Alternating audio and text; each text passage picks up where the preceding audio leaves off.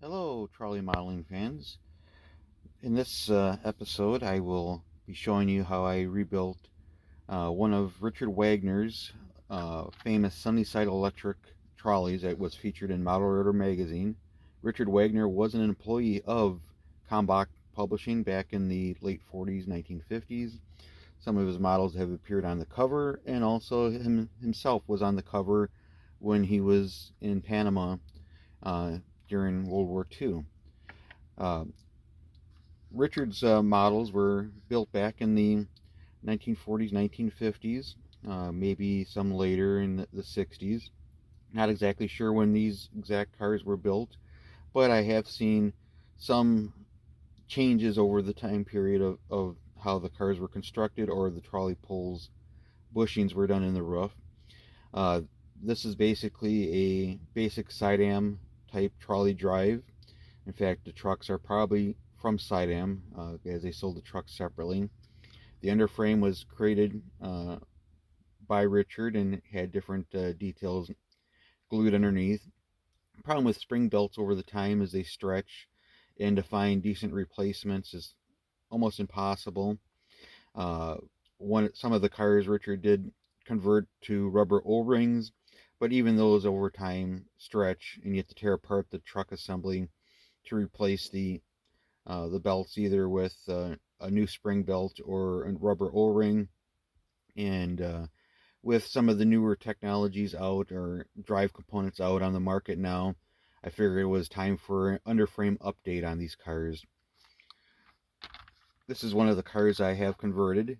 It has still the original side-am truck on the front, side frames from the power truck on a newer Bowser gear drive, which is very similar in appearance or idea of construction as like an Athearn typical gear truck assembly that they've been using since the 1980s with the separate side frames. The earlier ones were also somewhat similar, but they had the die cast side frames that were attached. With the Bowser trucks, uh, you have several different options of side frames, either for a PCC, uh, uh, side frames for some of the other or the trolleys that Bowser makes, or they make some basic adapters that will go onto the truck side frames that'll allow you to mount your own side frames. In this case, uh, gluing the uh, the side frames that Richard used on his models onto the sides of the Bowser trucks. In this case, I could have modified the underframe, which is an attempt that we initially tried doing, but I really didn't like the results. And plus, with some of these underframes, as you can see, there's a lot of undercarriage detail that has fallen off in the 60, 70 years of these cars being constructed. So I felt with the newer technologies of 3D printing, I could actually 3D print a one-piece underframe with all the undercarriage detail attached. Uh, Also the truss rod detail, which on some of Richard's cars, components of the supports for the truss rods were missing. Like on, for example, this car, one of the truss rod supports is missing. So in this case, I figured it was best to 3D print a new underframe. This new underframe has a bolster printed in for the Bowser trucks, which will just snap in place. See if I can do this with one hand.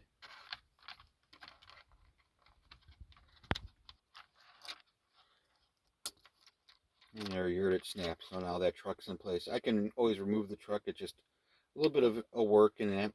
And then, of course, the motor has provisions with the motor mounting screws that can come from the bottom there. There's the two holes, and then the alignment pins.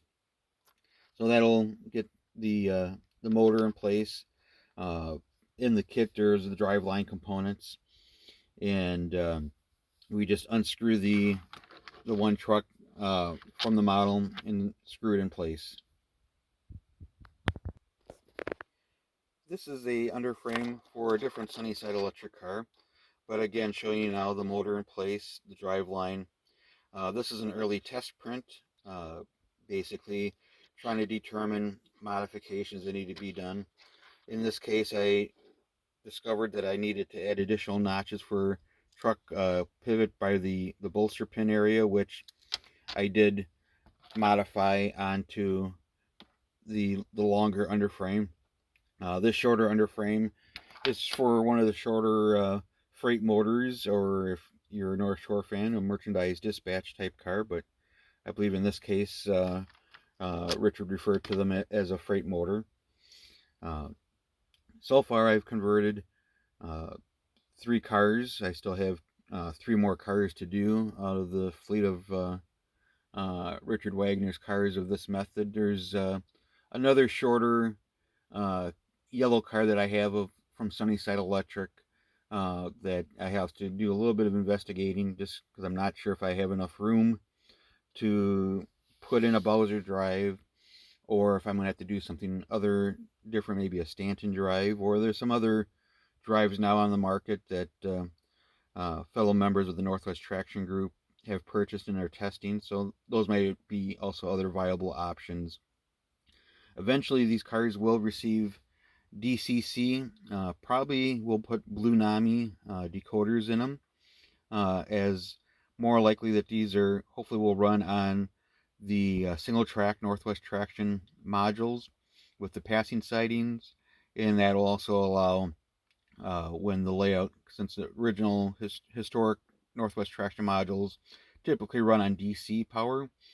With the Blue Nami, I will be able to run these cars in with a smartphone or Bluetooth device that has the Blue Nami app, and we'll be able to run the cars on standard DC. Uh, so that will be a nice advantage for that. Or if I do decide to run them on the double track Northwest Traction modules that represent the North Shore line, those will, I have the option of running that layout onto DCC, and then they would just act as a normal DCC decoder. So it gives a lot of options, and that way for running at a show with the Blue Nami, I still have the sound options and can help attract attention to the layout, where people then will ask, "Are you really running off the trolley pole?" Yes, we are. So we'll take a little bit of a break and see if how far I can get onto that chassis, and we'll show you what that'll look like for you to just be a few seconds. I thought before I would show you a completed drive, I thought I would at least show you how Richard constructed the frame from inside the shell. As you can see, there's a large Pitman motor right there. That was kind of a typical motor that was used back in the 40s, 50s, and 60s for the different models in the model railroading hobby. Of course, by today's standards, that motor is fairly large compared to some of your smaller can motors that are used in models nowadays. Of course, this one you could see then stuff having the spring belt. He's actually replaced it with a rubber O-ring because the spring belt probably failed at some time in its past. Richard also had a unique way of wiring the models. He would use sometimes a piece of steel or a steel washer that would ground to the motor. The grounding of the motor would be attached to the trolley pull little receiving hooks on top of the roof. And this was a way that Richard would control direction of travel by the use of which trolley pull was up. So if this pull was up, with the trolley pull coming up like that, then the car would be going forward. When this pull was put down and this pull was put up here, the car would then travel that direction. Being that we're talking with simple DC voltage, just by reversing the trolley pulls in the way that this is wired would ensure the directional control. Now, Richard did have a little bit of control if he did accidentally wire to the wrong pole. He used just sewing snaps and had a piece of a little brass to the tube, and he could easily change the wires around if he accidentally had the wires on the wrong brush plate without having to resolder your motor brush. connections. Of course, I'll be simplifying this wiring to the Northwest Traction standards.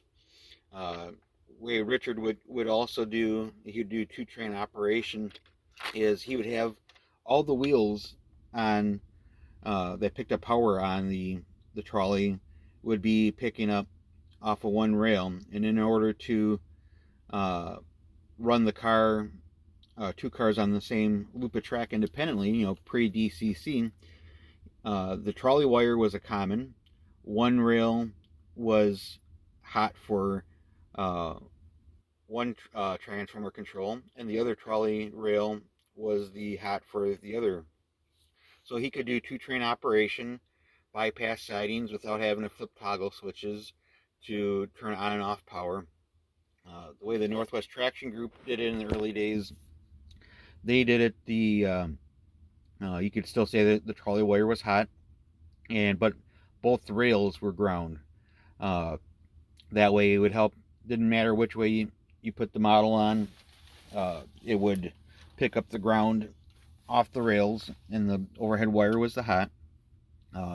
In this case, if you notice on this power truck, I have both the rail pickups bent together, and when I solder the wire on, I'll combine those together, so both rails will be ground.